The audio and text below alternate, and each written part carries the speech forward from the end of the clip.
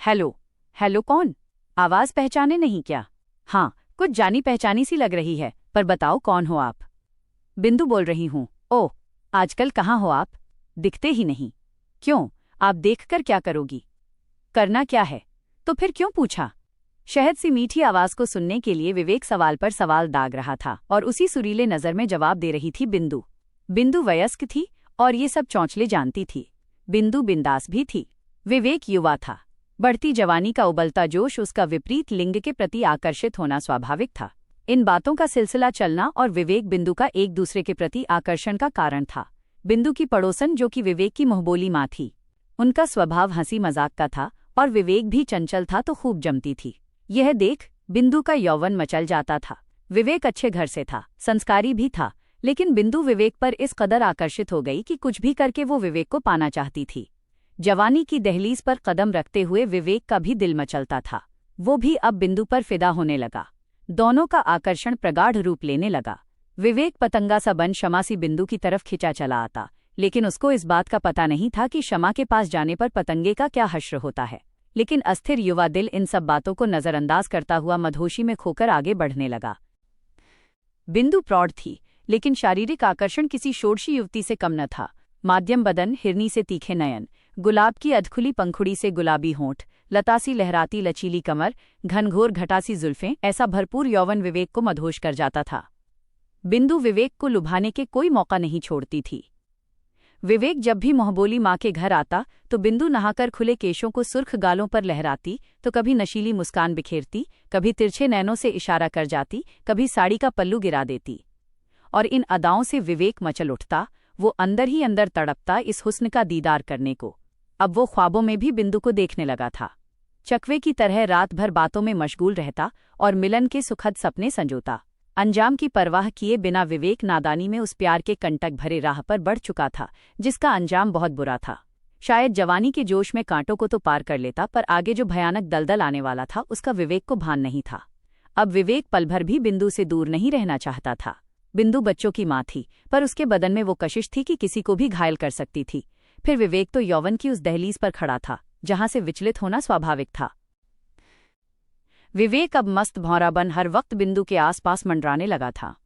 बिंदु की दिलकश अदाएं विवेक को गुलाब की सी महक लगती थीं। वो अब उसके और करीब जाना चाहता था। उस तरफ से भी खुला आमंत्रण था, बस विवेक और बिंदु अब मौके की तलाश में। लेकिन विवेक की राह में उसका संकोच भी था। बिंदु उससे लगभग दुगनी उम्र की थी तो थोड़ी शर्म भी विवेक को रोक रही थी। एक दिन मोहबोली माँ कहीं रिश्तेदार की शादी में जा रही थी तो विवेक को घर की जिम्मेदारी सौंप गई कि रात को यहीं सो जाना। आज विवेक के दिल में असंख्य अरमान जग गए। वो दिन भर बस ख्वाबों में रहा और बेसब्री से रात का इंतजार करने लगा। आज बिंदु उसे सावन की घनघोर घटासी लग रही थी और विवेक को शीतल बारिश में बदन की तपन को शांत करने के सपने ले रहा था। विवेक से एक एक पल बर्दाश्त नहीं हो रहा था। बिंदु से बात हो गई थी कि कब मिलना है। उधर बिंदु भी सज संवरकर मोरनी सी मन में नाच रही। आखिरकार वो पल आया जब नवांकुर पुष्प पराग सा विवेक का दिल और असंख्य पुष्पों का रसास्वादन कर चुकी तितली सी बिंदु का मिलन होना था। लेकिन विवेक ठिठक गया। आगे बढ़ने में संकोच हो रहा था। बालपन था, यौवन भी भरपूर, लेकिन कभी पुष्प का रस चखा नहीं था तो लाज भी आ रही थी। लेकिन ऐसे प्रेम मिलन की कई दहलीजें पर कर चुकी बिंदु ने उसके संकोच को दूर किया और ले गई अपने शयन कक्ष में। अब विवेक की आंखों के सामने वो नजारा था जिसका दीदार वो स्वप्न में करता था। बिंदु ने यौवन से भरपूर मधोश बदन के दर्शन कुछ यूं करवाए कि विवेक ने अब ये दहलीज भी पार कर ली। जिस विवेक ने कभी किसी औरत का चेहरा भी गौर से ना देखा हो, उसके सामने खिला हुआ गुलाब सा नग्न बदन था जिसकी खुशबू पूरे कमरे में फैली हुई थी। विवेक ने भी अब आपा खो दिया और बिंदु से लिपट गया। भमरा सा पुष्प का रसास्वादन करने चिपक गया। गुलाब की पंखुड़ी सी बिंदु ने उसे आगोश में ले लिया। एक तरफ युवा बदन की तपिश और दूसरी तरफ कामुकता से भरा मदहोश बदन। शरद रात में दोनों का मिलन यूं हुआ जैसे सावन में दिन भर छाई घटा झूमकर बरस रही हो। बिंदु ने भी कोई कसर नहीं छोड़ी। विवेक को इस कदर घायल किया कि अब वो उसके आगोश में बाहर नहीं आना चाहता था। इस मधुर आलिंगन से विवेक की चेतना जगी तो भोर हो रही थी। सुबह के 4 बज रहे थे। बिंदु को सोई छोड़कर विवेक घर का इस मिलन के पश्चात तो विवेक का जीवन ही बदल गया। अब वो सब कुछ भूल गया, बस बिंदु ही उसके लिए सब कुछ थी। सैकड़ों काम छोड़े, बिंदु को खुश करने के लिए खूब खर्चा करने लगा, उपहार देने लगा। लेकिन इस दिखावे में विवेक भूल गया कि वो इतनी बड़ी गलती कर रहा है जिसका अंजाम अविश्वसन। विवेक का मन अब काम पर नहीं लगता, सिर्फ बिंदु ही थी उसका जीवन। बदन का मिलन तो दोनों के लिए आम था, कभी भी कहीं भी। जिस दहलीज से विवेक कतरा रहा था, अब वो उस दहलीज को सैकड़ों बार पार कर चुका था। अपने संस्कार, सोच, शर्म और काम अब विवेक को तुच्छ लगने लगे थे। बस बिंदु का प्यार उसके लिए स्वर्ग के समान था। लेकिन बिना काम ये सब कैसे चलता? पैसे भी चाहिए थे। आए दिन बिंदु की कोई ना कोई ख्वाहिश रहती और विवेक खुद भी अब स्टैंडर्ड से रहना चाहता था, तो खर्चा बहुत ज्यादा बढ़ गया। लेकिन जवान दिल इन बातों को नजरअंदाज कर आगे बढ़ता गया। विवेक माँ से पैसे ले लेता, कहता वापस कर दूंगा। माँ भी विवेक की इच्छा को पूरी करने कर्ज ले लेती और विवेक जब भी मांगता उसको पैसे दे देती। लेकिन कर्ज वापस भी करना होता है, विवेक करता कहाँ से? बिंदु के प्यार में खोकर वो अब काम तो कुछ करता ही नहीं था। कहीं जाता तो 10-12 दिन से ज्यादा नहीं टिकता। बिंदु का आकर्षण उसे दूर रहने नहीं देता। विवेक अनजाने में ऐसी दलदल में फंस गया था कि ना आगे रास्ता था न पीछे। धीरे धीरे माँ को शक होने लगा, विवेक के बदले व्यवहार पर, खर्चे पर। माँ ने ध्यान रखना शुरू किया तो बिंदु और विवेक के इस रिश्ते का आभास हो गया। कई बार माँ ने समझाया, लेकिन विवेक को कहाँ समझ में आता, न बिंदु उसको कहीं जाने देती। थककर माँ ने एक दिन 4 वर्ष के कर्ज का हिसाब बनाकर विवेक के हाथ में पर्ची थमा दी और बोली कि आज पर कदम मत रखना। विवेक से पर्ची का हिसाब देखा तो पांवों तले जमीन खिसक गई और सर से आसमान भी गायब। विवेक की आंखें फटकर कानों तक जा पहुंची। इतना बड़ा कर्ज कैसे चुकाएगा? उसका तो पूरा जीवन इसी में चला जाएगा। ना इस नाजायज कर्ज के बारे में घरवालों से बात कर सकता, अब करे तो क्या करे? विवेक ने बिंदु से बात की तो बिंदु ने बात टाल दी। उसने अपने दोस्तों से विमर्श किया, लेकिन किसी के पास इतनी बड़ी रकम नहीं थी। अब कहाँ जाए? कोई दहलीज ऐसी नहीं थी जिस पर विवेक की परेशानी का समाधान हो सके। निराश होकर विवेक शराब पीने लगा। उसकी परेशानी का हल नहीं निकला। अब विवेक और ज्यादा दलदल में डूबता जा रहा था। एक रोज दूसरे गांव में वो अपने दोस्तों के पास बैठा शराब पी रहा था तो उसको बिंदु की याद आई। उसने बिंदु के पास फोन किया, लेकिन बिंदु दूसरे नंबर पर व्यस्त थी। विवेक से 8-10 दफा कॉल किया, लेकिन बिंदु ने जवाब नहीं दिया। विवेक का नशा उतर गया, क्योंकि जो बिंदु हर हालात में विवेक के फोन का जवाब देती थी, आज क्यों नहीं दे रही है? विवेक को गुस्सा आया। वो उठा और पैदल गांव की तरफ कोई 2 घंटे पैदल चलकर विवेक गांव पहुंचा। सीधे बिंदु के घर गया। रात का सन्नाटा था तो सब सो रहे थे। बिंदु के कमरे के पास पहुंचते ही विवेक के पांव ठिठक गए। कमरे में से मादक आवाजें आ रही थीं। कमरे में रोशनी थी तो विवेक ने खिड़की के छेद से झांक कर देखा तो विवेक के हाथ पांव शिथिल पड़ गए। मुंह खुला का खुला रह गया, जैसे लकवा मार गया हो। अंदर बिंदु किसी के साथ हमबिस्तर थी। विवेक वहीं बैठ गया, रोने लगा।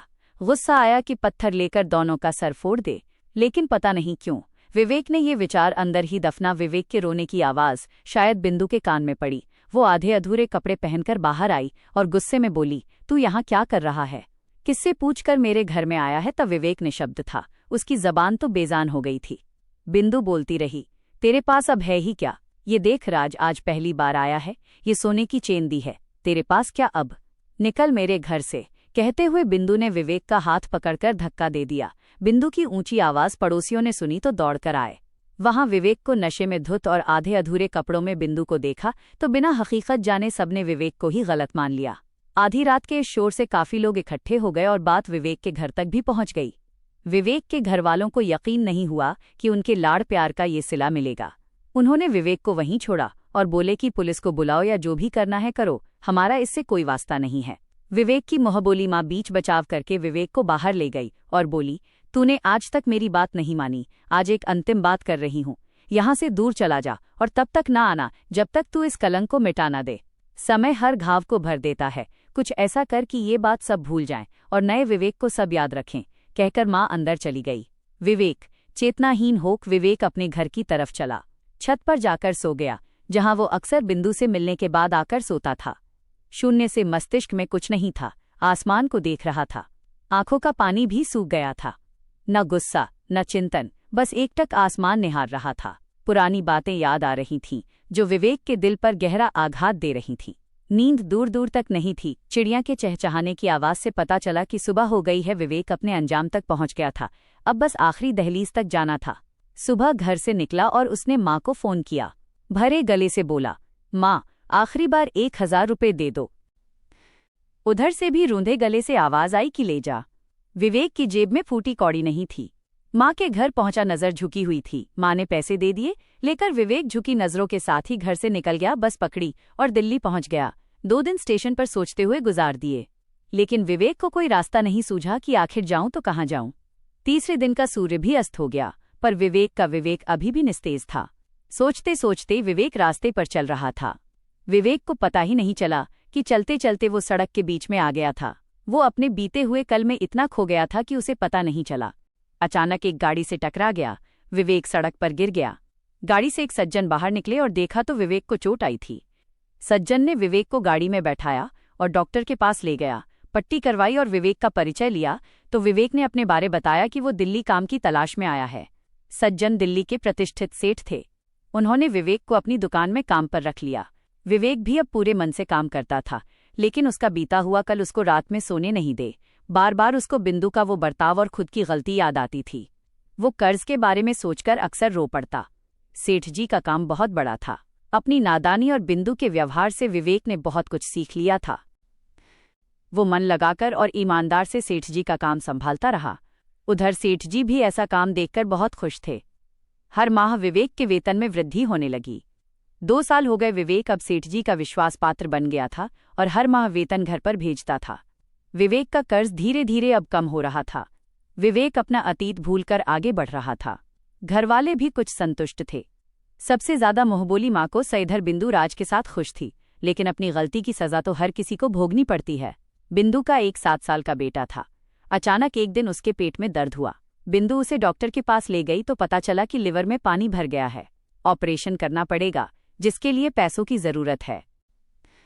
बिंदु के पास जमा पूंजी थी नहीं। बिंदु ने राज को बात बताई और मदद के लिए कहा।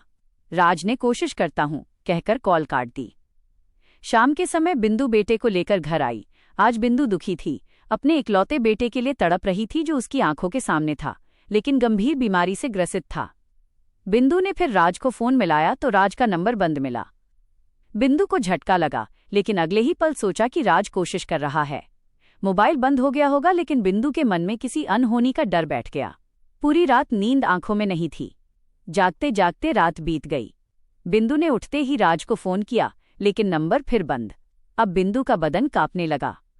वो रोने लगी। 1-2 और रिश्तेदारों से बात की, लेकिन कहीं से मदद नहीं मिली। सब बिंदु के व्यक्तित्व को जानते थे। कोई मदद को तैयार नहीं हुआ। बिंदु के पास कोई चारा नहीं था। आंगन में दीवार के सहारे रोते हुई बैठ गई।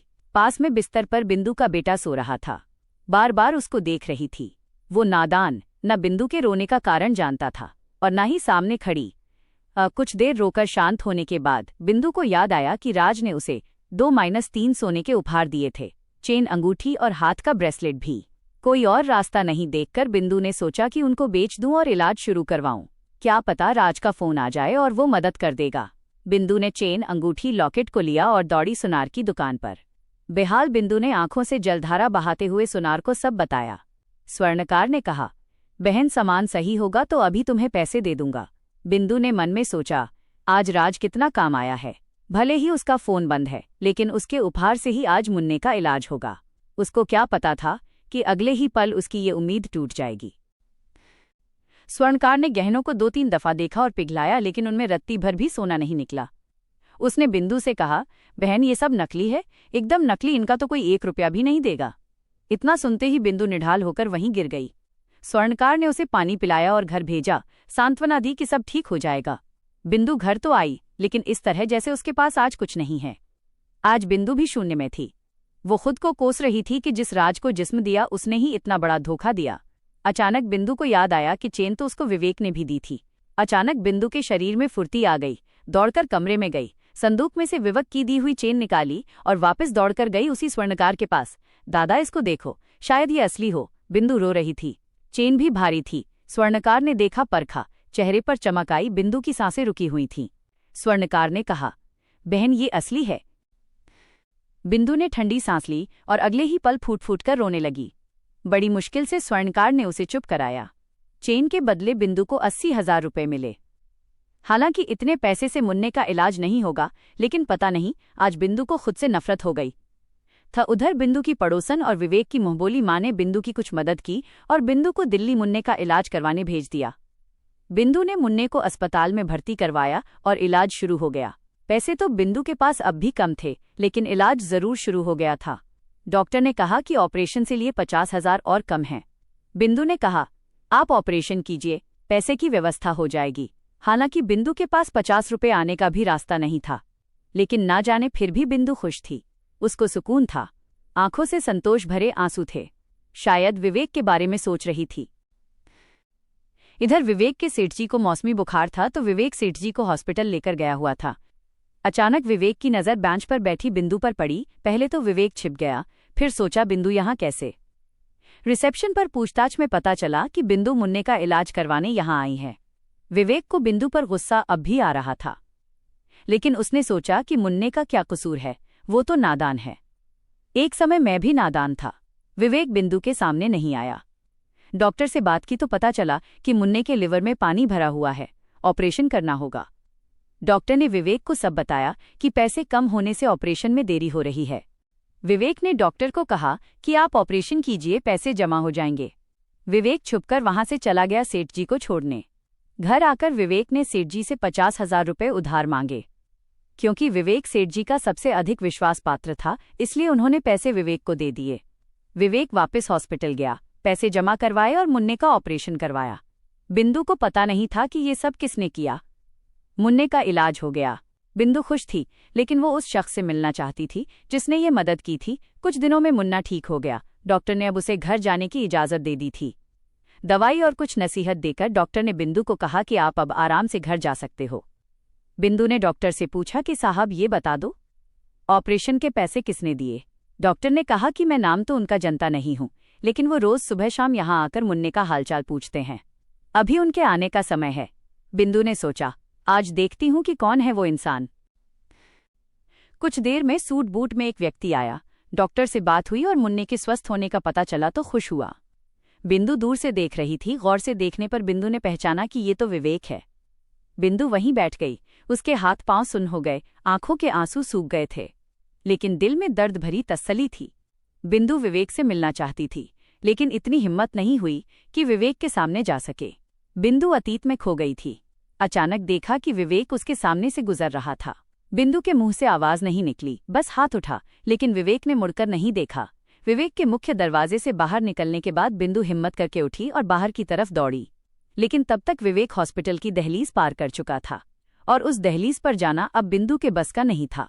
एकाएक बिंदु के आंखों से फिर अश्रुधारा निकल पड़ी। दहाड़ मारकर रोने लगी बिंदु, लेकिन अब विवेक और बिंदु के बीच बहुत दूरी थी। एक ऐसी दहलीज थी जो बिंदु ने स्वयं बनाई थी। आज बिंदु विवेक का चेहरा भी ठीक से नहीं देख सकी थी। आज बिंदु को खुद के बदन पर गुस्सा आ रहा था और विवेक के नेक दिल पर उसकी आंखों से पश्चाताप के आंसुओं की धारा झरने के रूप में बह रही थी।